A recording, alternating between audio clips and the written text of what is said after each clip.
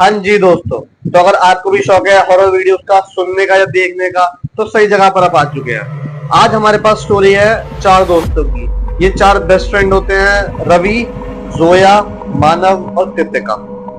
इन चारों की college trip जाती है जम्मू। जम्मू से ये लोग गुवाहाटी जाने की सोचते हैं और ज्यादा एक्सप्लोर करने के लिए। इन लोगों की ट्रेन होती है। ये कहानी सितंबर 2021 की है। आसाम अवध एक्सप्रेस जो इनकी ट्रेन होती है। इनकी ट्रेन शाम 9 बजे की होती है, मतलब रात ही हो जाती है, लगभग रात के टाइम की 9 बजे की ट्रेन होती है। इसमें जो रवि होता है, रवि को ज्यादा शौक होता है इन्फ्लुएंसिंग वगैरह का, तो वो ब्लॉग वगैरह बनाने की सोचता है। तो वो सोचता है हम ब्लॉग बनाएंगे और अपना रात को सब मजे करते हुए जाएंगे।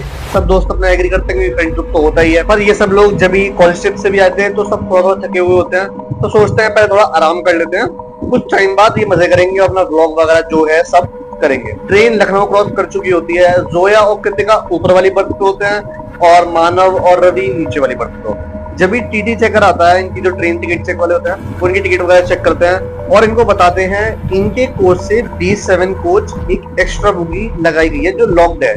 बस वो कुछ टाइम के लिए अटैच की जाती है। हर साल में कुछ महीनों में, कुछ दिन, कुछ घंटों के लिए केवल रात की ट्रेन में वो बोगी काफी बार अटैच की जाती है। उसमें टीटी चेकर इनको जाने के लिए मना करता है, बताता है उसके आसपास भी ना जाएं। वो लॉक्ड होती है बेसिकली, लेकिन तब भी वो उनसे मना करता है कि उससे दूर रहे, उसको सावधान कर देता है। पर रवि तो होता है चुलबाज लौंडा, उसके चुल रही है जानने की ऐसा क्या है उसमें।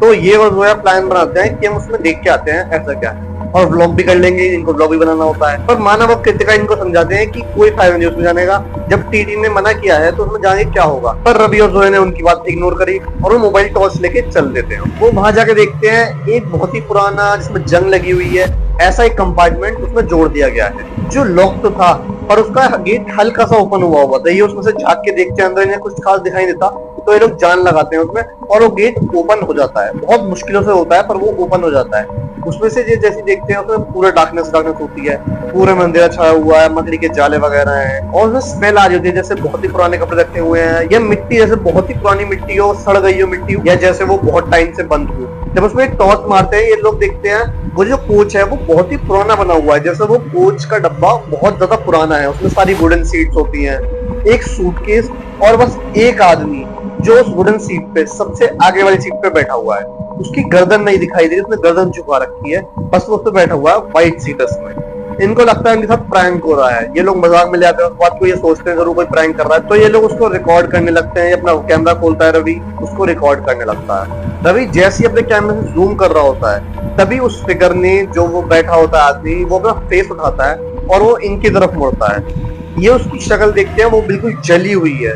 उसकी आंखों की जगह काले गड्ढे हो रहे हैं, जैसे उनमें आंख है ही नहीं, बस वो स्पेस ब्लैंक है। ये लोग डर जाते हैं, ये एकदम भगता है, कैमरा भी वहीं बीच में गिर जाता है। जो दोनों कोच के बीच की स्पेस होती है वहां पे कैमरा गिर जाता है और ये दोनों भग के वहां पे आ जाते हैं और एकदम डरे हुए होते हैं, हक्का बक्का होते हैं। ये मानव के को बता रहे होते हैं इन्होंने क्या देखा है, लेकिन ये लोग बहुत डर जाते हैं, तो ये वहीं जाके बैठ जाते हैं। रवि अपना कैमरा देखता है तो कैमरा नहीं मिल रहा, तो उसे दिखाई देता है वो कैमरा उन दोनों कोच के बीच में पड़ा हुआ है और जो गेट उन्होंने खोला था वो वापस बंद हो चुका है। पर रवि का कैमरा उसको बहुत प्यारा होता है, उसमें उनकी पूरी सारी कॉलेज ट्रिप की और उससे पहले की बात की सारी उसमें मेमोरी होती है। तो वो जैसे तैसे डरता हुआ जाता है उस कैमरे को उठाने के लिए। जैसे ही वो कैमरा उठाने के लिए झुकता है, एकदम हवा का अलग सा झोंका आता है जो आज तक कभी उन्होंने देखा था। इतनी तेज हवा जो एक इंसान को उड़ा सकती है, आप बिलीव नहीं कर सकते, इतनी तेज हवा जो एक इंसान को उड़ा सकती है। एक गेट से आती है, दूसरे गेट से रवि को लेके उड़ जाती है और कैमरा वहीं गिरा जाता है। अब रवि ट्रेन से नीचे गिर चुका था इन तीनों की आंखों के सामने। ये लोग देखते देखते ये अब क्या करते हैं, बस कैमरा उठाते हैं और डरते डरते अपनी सीट पे वापस आ जाते हैं। बस कृतिका नोटिस करती है जोया के हाथों पर काले काले निशान के धब्बे पड़ चुके हैं, जैसे उसका हाथ किसी ने बहुत टाइट जकड़ा हुआ हो। जोया कुछ सोच नहीं पाती, वो सीधा बेहोश हो जाती है और ये दोनों उसको मिलके लेटा देते हैं बर्थ पे।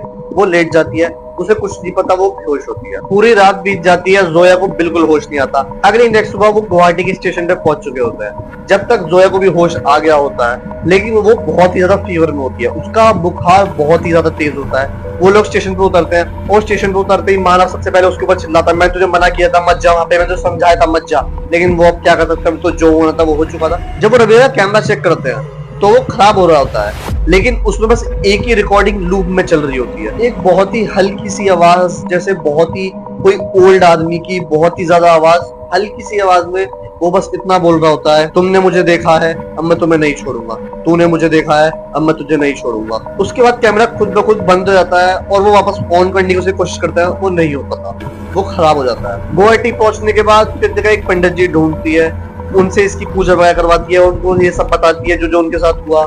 तो पंडित जी उनको बताते हैं, जब कोई आत्मा को आप देखते हो तो उसकी जो उनका जो संस्कार टाइप होता है वो पूरा बिगड़ जाता है। उसकी वजह से जिसने उसको देखा है उसको तो वो जरूर मारेगी, परंतु जो उसके साथ होते हैं उनको भी वो बहुत टाइम तक परेशान करती है।